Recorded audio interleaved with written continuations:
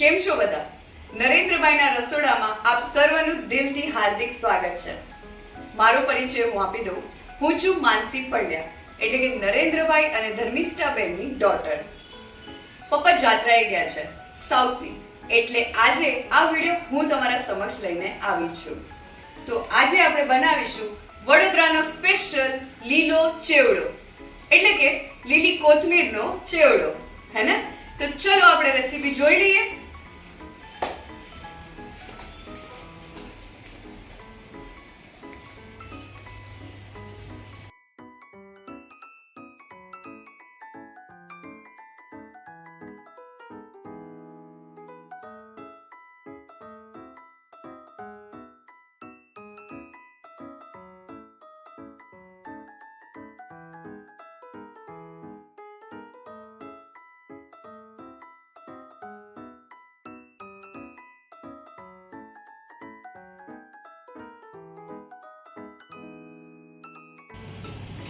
આ છે કોથમીર, આ છે પતલા પૌવા જે આપણે પૌવામાં વાપરીએ છીએ પૌવાના ચેવડામાં એ, આ છે દાળિયા, આ છે સૂકું કોપરું, આ છે સિંગદાણા, આ છે લીલા મરચાં, આ છે આમચૂર પાવડર, આ છે સાકર, પણ મેં અહીંયા શુગર ફ્રી લીધું છે, તમે દળેલી સાકર પણ લઈ શકો છો.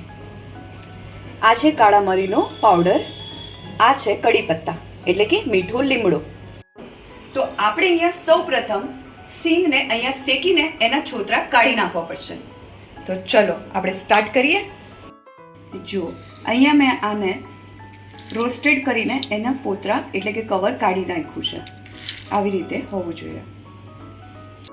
તો હવે આપણે આ જે કોથમીર છે એના ખાલી પાન લેવાના છે. આમાં જે ડાળી છે એ ડાળી નહીં લેવાનું, ખાલી એના જે પાન છે, પત્તા છે એ જ આપણે લઈશું.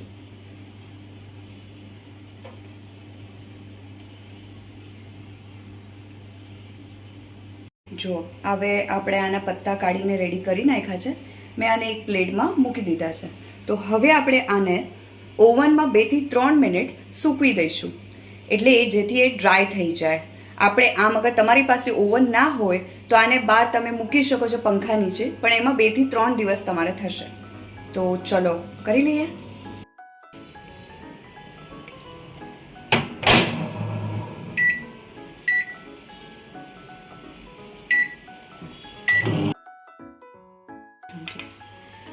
આજુ થોડા ભીના છે તો આપણે આને એકવાર પલટી કરીને પાછું મૂકી દઈશું.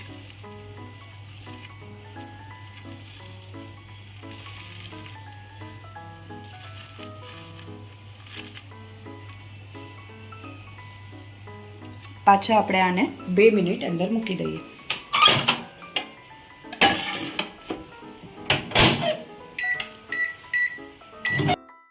તો આ થઈ ગયું છે. હવે આપણે આને ચેક કરી લઈએ.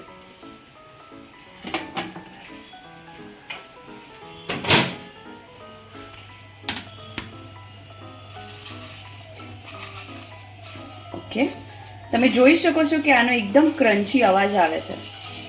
અને આ જો આવી રીતે જ આ પાવડર થાય ત્યાં સુધી આપણે આ કરવાનું છે. આવી રીતે જ હવે આપણે લીમડાના પત્તાને પણ ડ્રાય કરી નાખીશું ઓવનમાં. આ જો મેં અહીંયા આગળ લીમડાને પણ ક્રન્ચી કરી લીધા છે, તમે જોઈ શકો છો. ઓકે, તો ચલો આપણે જોઈએ નેક્સ્ટ પ્રોસિજર. આ ક્રન્ચી થઈ ગયું છે કોથમીર અને લીલો લીમડો. તો હવે આપણે આને મિક્સચરમાં ગ્રાઇન્ડરમાં ક્રશ કરીને પાવડર બનાવી લઈશું. જો અહીંયા મેં આને ગ્રાઇન્ડ કરીને રેડી કરી દીધું છે, તમે જોઈ શકો છો. તો હવે આપણે નેક્સ્ટ પ્રોસિજર એટલે કે પૌવા શેકી લઈશું. પ્રથમ આપણે અહીંયા સ્લો ગેસ પર પેન મૂકી દીધું છે અને હવે એમાં આપણે ધીમા તાપે પૌવા શેકતા રહીશું. ખાસ ધ્યાન રાખજો, આ પતલા પૌવા છે. આપણે જે બટેકા પૌવામાં વાપરીએ છીએ એ પૌવા નથી લેવાના. આ પતલા પૌવા છે એટલે કે ચેવડામાં જે વપરાય એ. હવે આને સ્લો ટુ મીડિયમ ગેસ પર આપણે એને આવી રીતે શેકી નાખશું. અને વધારે ટાઈમ નથી લાગતો, 2 થી 3 મિનિટમાં શેકાઈ જશે. અને બહુ સાચવીને ધીમે ધીમે હલાવવાનું છે, જેથી પૌવાનો ભૂક્કો ના થઈ જાય. આ જો અહીંયા પૌવા શેકાઈ ગયા છે. તમે જોશો કે આનો એકદમ લાઇટ બ્રાઉન કલર આવ્યો છે. સો હવે આપણે અહીંયા ગેસ બંધ કરશું અને આગળની પ્રોસિજર કરશું.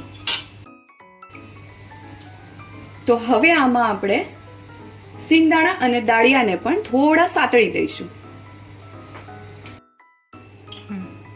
તો તેલ ગરમ થઈ ગયું છે. હવે આપણે સિંગદાણાને પણ થોડા સાતળી દઈશું.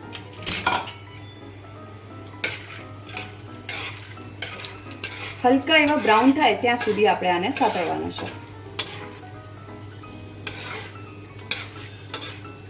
આ સતળાઈ જાય એટલે આપણે આમાં દાળિયાને પણ સાથે સાતળી દઈશું.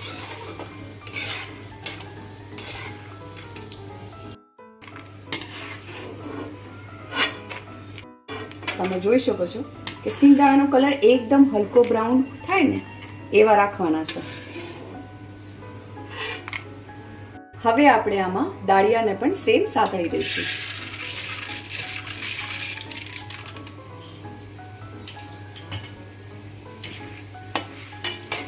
દાળિયાને સિંગદાણા કરતાં થોડુંક વધારે ટાઈમ લાગશે.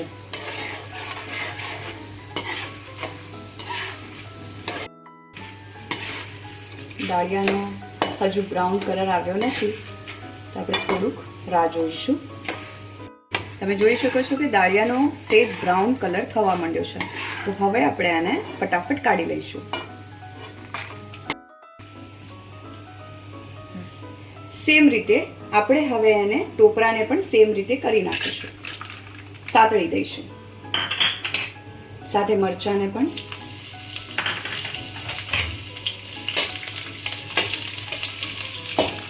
મરચાંમાં થોડું ધ્યાન રાખજો, કારણ કે મરચાંનો ફૂટે તો તમે દાજી ના જાઓ.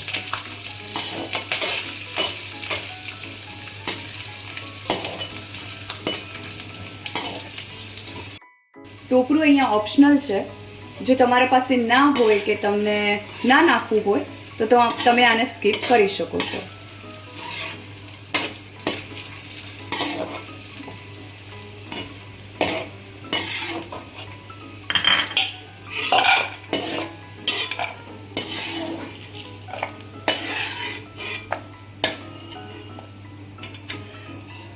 હવે આ જે તેલ ગરમ છે એમાં આપણે દાળિયા અને જે સિંગ આપણે સાતળી દીધા છે એને પાછું નાખી દઈશું. અને આપણે જે આ પાવડર તૈયાર કર્યો છે કોથમીર અને લીલા લીમડાનો, એને પણ આપણે થોડોક નાખીશું અંદર.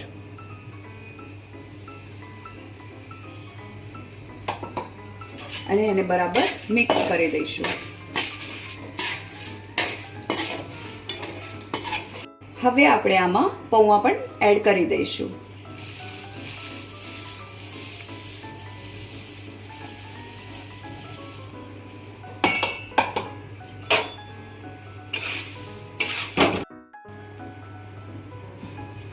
હવે જે બીજો પાવડર છે એ પણ આપણે આમાં ભભરાવી દઈશું, કોથમીરનો.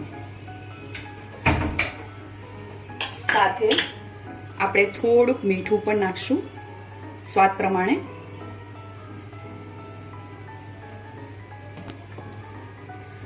આમચૂર પાવડર સ્વાદ પ્રમાણે.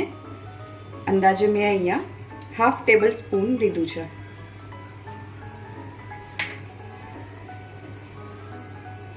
મરીનો ભૂકો 1/2 ટેબલ સ્પૂન જેટલો. હવે બધું આપણે મિક્સ કરી દઈશું. અને હા, શુગર ફ્રી.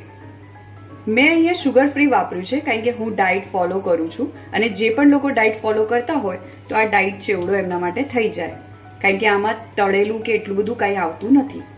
પણ જો તમે ખાંડ ખાતા હો તો તમે આને ખાંડનો ભૂકો પણ શુગર ફ્રીના બદલામાં વાપરી શકો છો.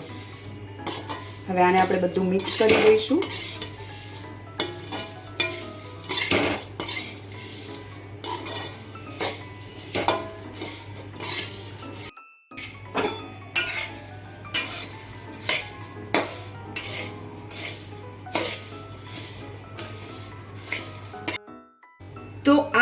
લીલો ચેવડો તૈયાર છે. તો હવે આપણે આને એક બાઉલમાં કાઢી લઈશું.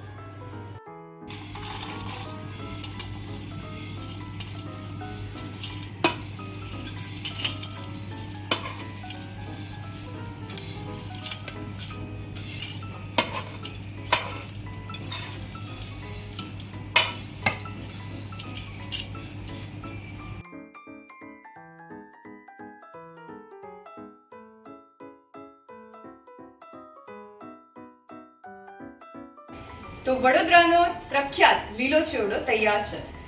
આ ચેવડો તમે જરૂરથી બનાવજો.